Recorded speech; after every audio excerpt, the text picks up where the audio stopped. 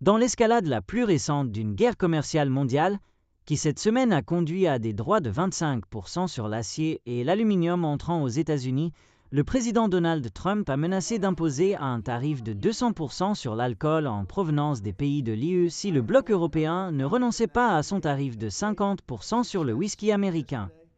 L'UE a répondu, un jour plus tôt, aux droits de douane américains sur l'acier et l'aluminium en déclarant qu'elle augmenterait ses taxes d'une valeur allant jusqu'à 26 milliards d'euros ou 28 milliards de dollars sur les produits américains,